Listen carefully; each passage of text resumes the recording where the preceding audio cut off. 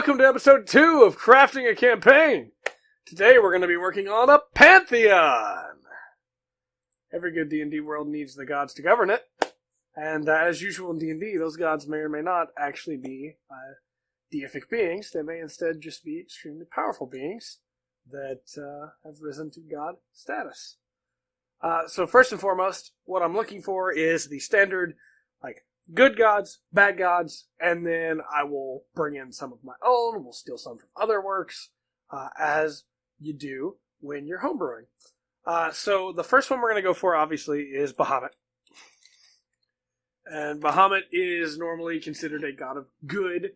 He's considered a god of honor and order and justice. And you can kind of rope him into any one of those depending on what you want to do. But he's the dragon god of good, basically. So we're just going to say he is good, just, which those things may not always be the same thing. Very important. That gives you some wiggle room, you might say, to let your players get a little bit more open as a paladin of Bahamut if they decide to go that way, or a cleric of Bahamut. Sometimes they will choose to do the just thing instead of the good thing. It really just depends on the player. Obviously, there are gods in D&D just for justice and just for goodness and charity, but we'll go good, just, upright Bahamut. The reverse, of course, would be Tiamat, if I can spell Tiamat, who is evil, corruption. So Tiamat is the dragon goddess of evil, basically. Although sometimes I have used Tukshish instead from Dragonlance. But, let's see. Who else do we want to have in here? We could have Pelor or Coralon. Either one would be, gods of magic. Who do we want to go with? Let's go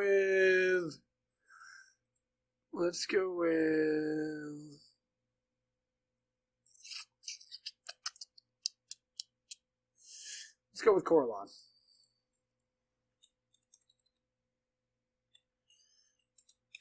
Magic, studiousness.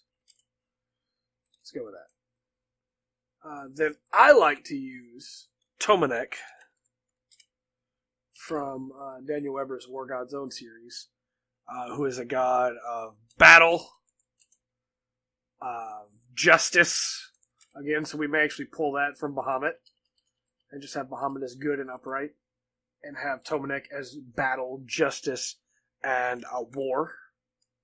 And then on the reverse end, we would have, of course, we're going to separate these, we would have Krashnark, who is a god of honor, but also of pride and, how do we want to word this? Krashnark is all about battle as well, so we'll just put battle there as well. Past that, who do we want to go with here? Who do we want to go with?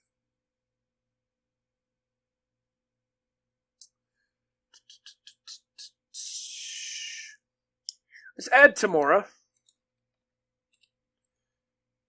She shouldn't be on this side. She should be on this side. She's not bad. She's just fortune. Luck. Good fortune, that is. And the Raven Queen would, of course, be the reverse side of just straight luck and misfortune. Who else do we want to add? So I have my DMG in front of me as well, and I've been looking at the digital version and looking down at the paper version, because for the digital version I have Forgotten Realms, D&D Beyond up, and then on my lap here I have my DMG. And let's see, we could add Arathis. People like Arathis, right? We need some more evil gods here as well. Arathis of civilization and invention. Oh, there we go. We're going to go ahead and put this justice as well, because they both stand for justice. You don't have to have just one god of anything. Let's go ahead and add Pelor. We'll make the god of the sun and of the harvest or agriculture. Pelor has also been a god of magic in some variations that I have seen. I've played a couple different games where the DM used Pelor as the god of magic as well, because Pelor is also the god of the sun. So it's fine. You can, again, this is your game. This is my game that we're building right now, but this is your game, and as you're building it, you can put people in basically whatever roles you want. If you don't want Coralon in your game, use Pelor as the god of magic. It doesn't matter. It's up to you. But the whole point of having gods in your campaign is that you open up the avenues for people to be clerics or paladins, to have the options they can choose from, and you also give them the ability to call upon those gods or to be attacked by those gods, to be targeted by those gods. You add in a bunch of options. And speaking of targeting, Vecna, god of secrets and death. Liches, more specifically. But Vecna, you have to have Vecna in a campaign. I mean, how can you not? Vecna's the best. Let's see. Let's add Taratzun, god of madness.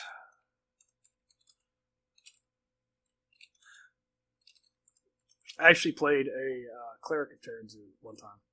It's pretty fun. DM did not like me that much. Of course, we have to have Grumpsh. We're going to have orcs in the campaign. We got to have Grumpsh. Destruction. And then let's go ahead and put in Cord. God of Storms. I think that's probably good. I'll close up my DMG now. Set that aside.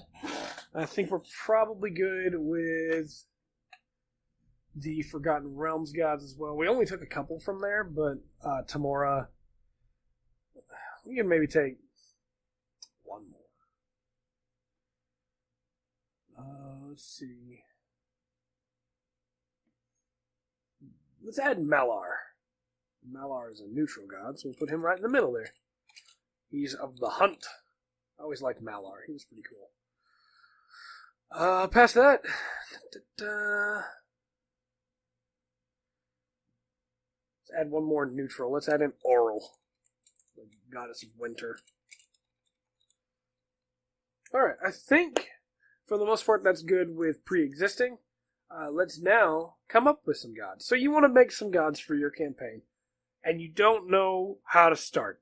The first thing that you want to do is come up with what the god stands for. So what do we not have in our Pantheon that we have here? Because remember that you don't just want to make a Pantheon and just throw stuff at it. You want to have something that makes sense in your world. Our world of Atomos, on our continent of Daracidia, these are the gods that are worshipped, either in the open or not.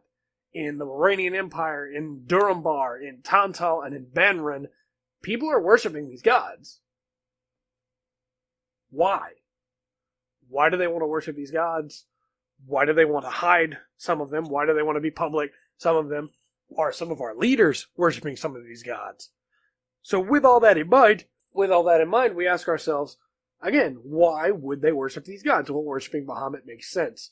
He's the god of good and justice, of righteousness in this world.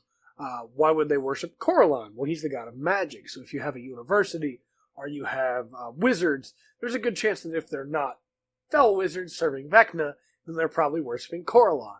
Why do people worship Tomanek? Because he's a god of war. Why do people worship Tamora? Because she's a god of fortune. A bunch of merchants would probably worship Tamora. Erathis, well, obviously that's going to be your blacksmiths, unless they're dwarves, in which case they're going to worship someone else. Unless they worship Erathis. So I would probably add in Drome. Drome's a fairly popular god. He's been used in a couple different things. I believe he was in Forgotten Realms as well, maybe Icewind Dale. But Drome is the god of dwarves. And not every race has to have their own god that they would worship, but a lot of them do. And if we're going to add Drome, we got to add Lolth, the Drow Spider Queen, also corruption. like Tiamat. So we have people worshiping all these different gods. Sailors would probably worship Cord. People that worked out in the fields all day might worship Pelor. Your different scientists and wizards and things like that may worship Oral. Or you could also just have people that live in very Arctic climates that worship Oral because she's the goddess of winter.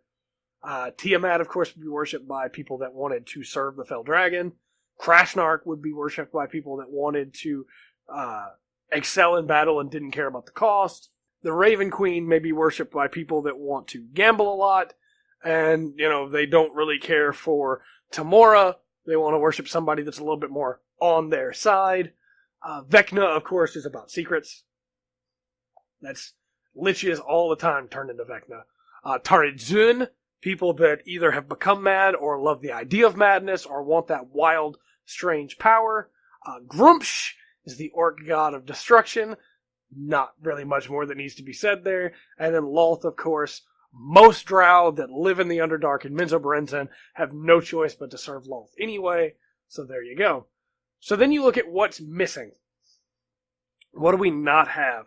Well, we currently don't have a goddess or a god for spring. We have one for winter, but not for spring. And you could pile that in with winter for Oral and cold, and then make one for summer or spring and warm climates, temperate climates, like fields, or the goddess of grass, or the god of fertility, or something like that. So, for instance, then you would say what we need is summer, and let's say fields. Not, again, harvesting fields, but meadows would probably be a better way to put it. Meadows. So what are we going to call him? Let's call him... Because I want it to be a he. I want him to offset Oral, and maybe in, some version of a story, they were once in some kind of relationship and were separated from each other. Let's say...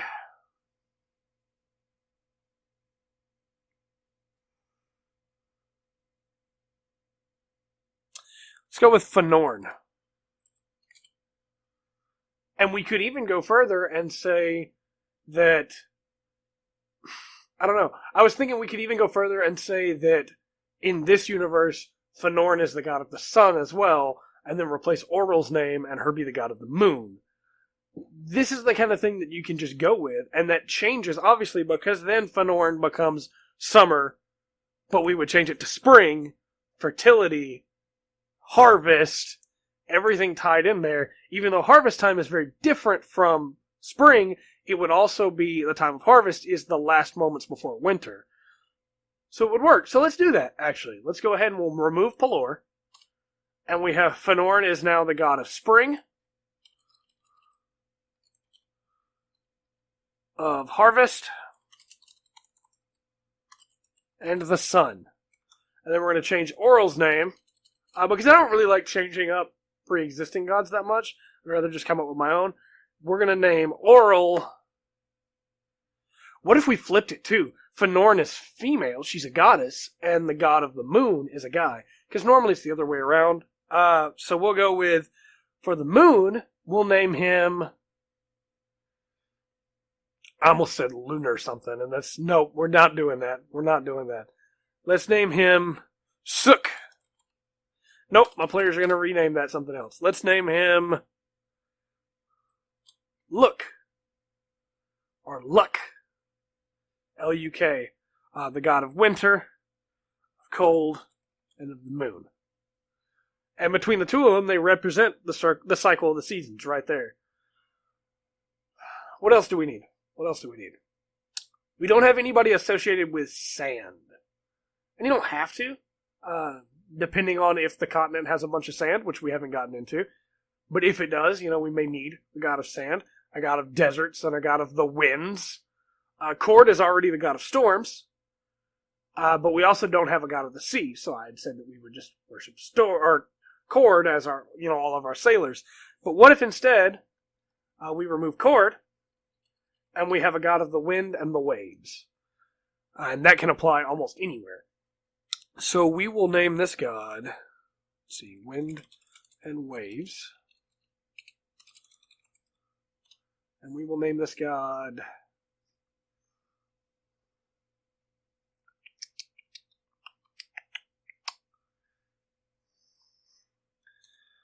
Iatar. Although my players are going to immediately rename it Avatar. It'll be fine. We can live with that. And he's got wind and waves. So that covers sailors. That covers nomads. That covers plains people and people living on the steppes. It covers just about all of them. Who else? What other areas have not been covered yet? We have magic. We have battle. We have justice. We have money. We have invention and civilization. We have the wind and the waves. We have the seasons. We have corruption. We have honor. We have misfortune. We have secrets, destruction, and corruption. What do we not have? We also have the hunters, and they're like, what else do we not have? Vecna technically isn't about death, and I would rather have a neutral death. So let's just say secrets for Vecna. Let's go for a neutral death. Someone to watch the scales. Let's go for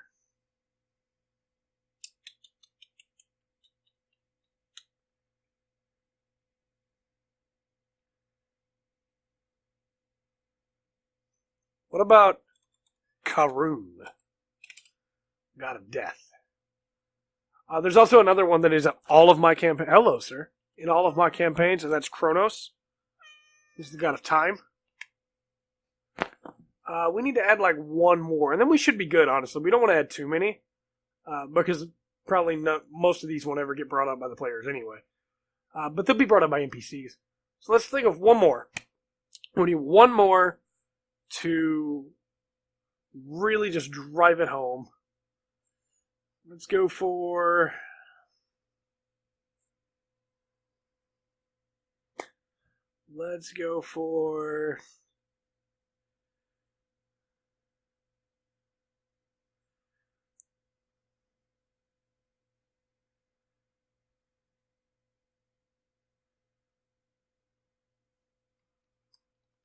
change that to a K.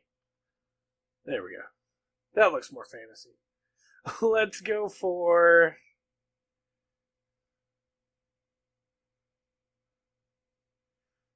The god of...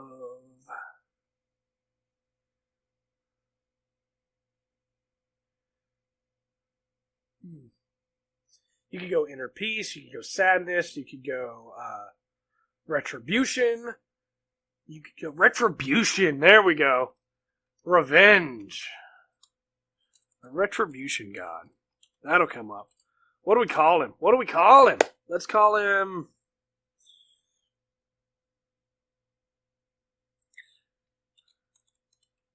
Barandal. God of Retribution. Now, of course, we can come up, what we want these to be. Bahamut is obviously a dragon. Tomanek is obviously normally represented as a giant man. Coralon is represented as like a wizard with a long beard. Raven Queen is obviously represented as a queen of ravens. Do we want these to be something special? Or do we just want them to be, formless entities that we might not ever see? Karun could probably be a skeleton. That's very standard for gods of death. Luck and Fanorn would probably look relatively human, though maybe they would be themed colored as to their individual celestial body. Barandal I like to think of as like a hooded man with a long blade. And then Iatar would probably be robed and with maybe a turban to be able to handle just about any form of weather.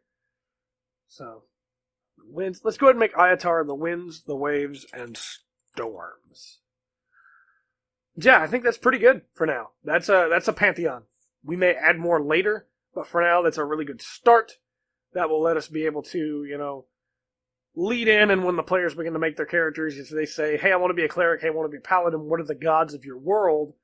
I can say, well, here you go. Here's what we've got. If you want another god, we can make another one, but right now this is what we have. And, maybe they'll choose one of these. Or maybe they'll choose something else. Or maybe they'll choose not to have a god and just follow a creed. You can do that. So we'll see. But with that in mind, I've been Trey. This has been the Full Spectrum. We'll have another episode of Crafting a Campaign coming up soon. And remember to always enjoy the full spectrum that D&D has to offer.